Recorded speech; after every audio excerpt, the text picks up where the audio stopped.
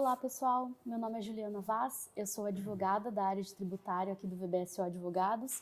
Hoje eu estou aqui com o Diogo, sócio da área, e hoje, nesse episódio do Reforma em Debate, a gente queria trazer alguns dos principais pontos de mudança trazidos com a Lei Complementar 227 para as empresas do setor elétrico nesse contexto da reforma tributária. A Lei Complementar 227, ela tinha a sua publicação bastante aguardada. A sua tramitação foi relativamente longa em comparação com a Lei Complementar 214, já que os projetos de lei das duas foram apresentados mais ou menos na mesma época. E apenas retomando brevemente um histórico, o projeto de lei 68, que foi convertido na Lei Complementar 214, publicada no início do ano passado, ele trazia as regras gerais de incidência dos novos tributos, enquanto o projeto de lei 108, que foi publicado agora como a Lei Complementar 227, ele trouxe regras com relação ao Comitê Gestor do IBS, trouxe também regras com relação à fase de transição e trouxe alguns ajustes com relação à redação da Lei Complementar 214, após algumas discussões que foram levantadas após a publicação dessa lei.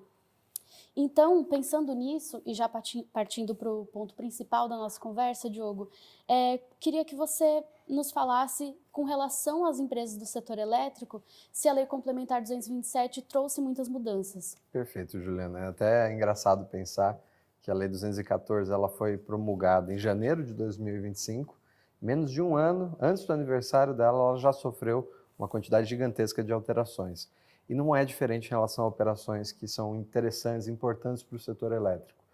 Não é o caso da gente detalhar cada um dos segmentos, cada um deles merece, né, um dos nossos episódios especificamente voltado a eles, mas, de modo geral, existem sim alterações importantes.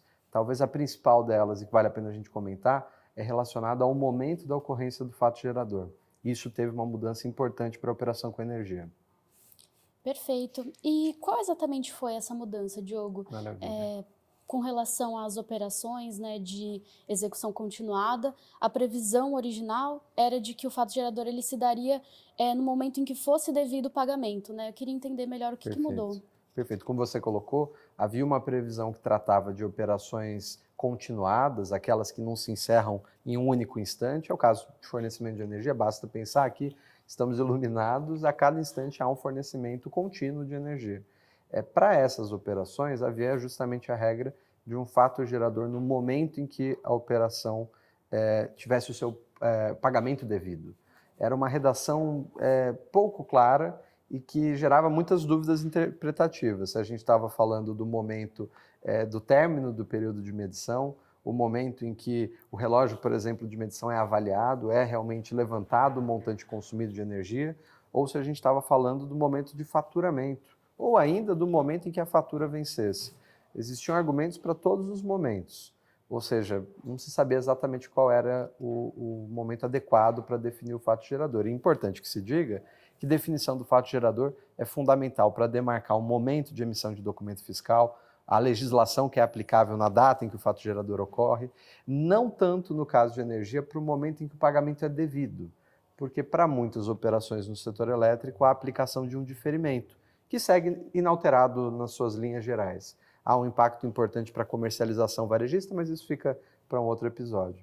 Mas, de modo geral, é esse dispositivo que foi alterado.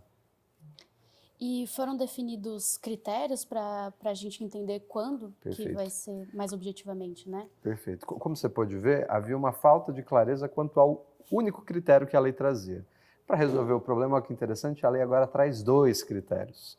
E a regra ela passa a ser a seguinte: nas operações continuadas ou de fornecimento fracionado, ela não faz mais referência expressa à energia elétrica, então para quem der um Ctrl F na nova lei, não vai encontrar menção à energia nesse dispositivo, mas ele é importante, porque fornecimento de energia é um fornecimento continuado. Ele passa a dizer o seguinte: o fato gerador será no primeiro dentre dois momentos. Aquele que ocorrer primeiro definirá o fato gerador.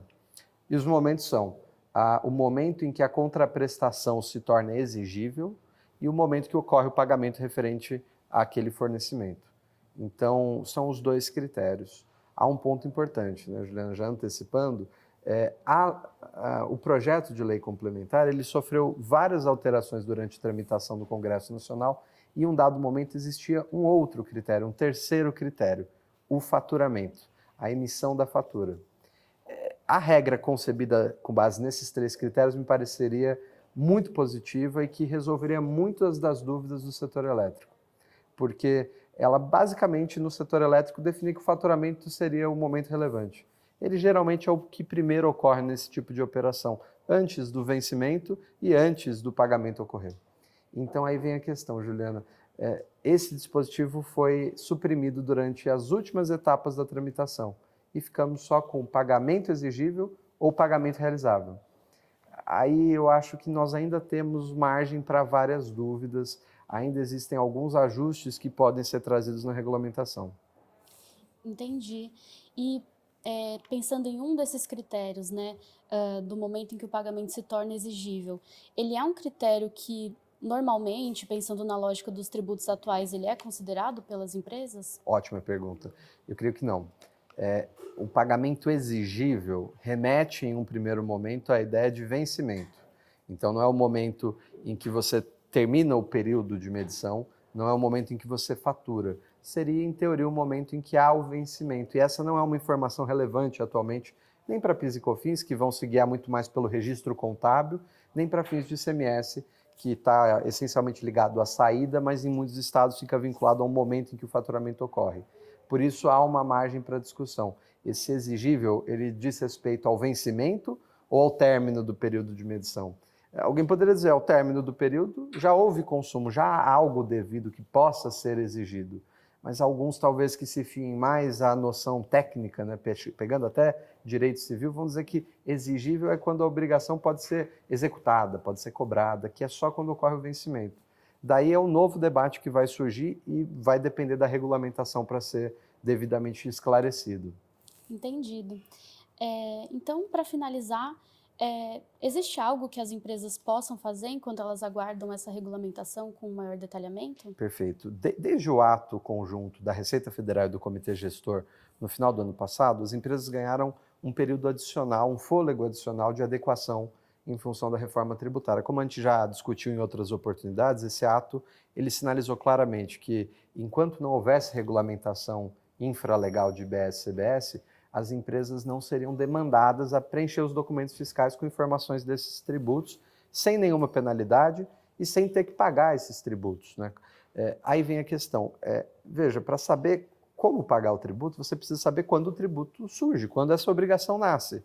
E estamos com dúvida justamente nesse ponto. Então é fundamental que as empresas compreendam essa incerteza, parametrizem os seus sistemas com a possibilidade de trabalhar com 2 variáveis, a depender do que a regulamentação trará. Então, de imediato, o sistema segue como ele está parametrizado. Mas muitas empresas que estão ainda em fase de implementação vão ter essa dificuldade. Qual momento eleger? E só o regulamento vai trazer essa explicação. Esperamos, né, que ele seja claro ao trazê-la. Eu creio que as empresas precisam ficar com muita atenção nessa próxima etapa de regulamentação, porque a partir dela vai ser possível definir estratégias de consulta, eventualmente até de ação judicial diante dessa incerteza. Mas basicamente é a minha leitura sobre esse ponto de mudança importante do setor elétrico. Perfeito, Diogo. Muito obrigada pelos esclarecimentos. É super importante a gente manter o acompanhamento, né, de como essas questões vão ser trazidas com o regulamento. Então, pensando nisso, espero que em breve a gente traga atualizações.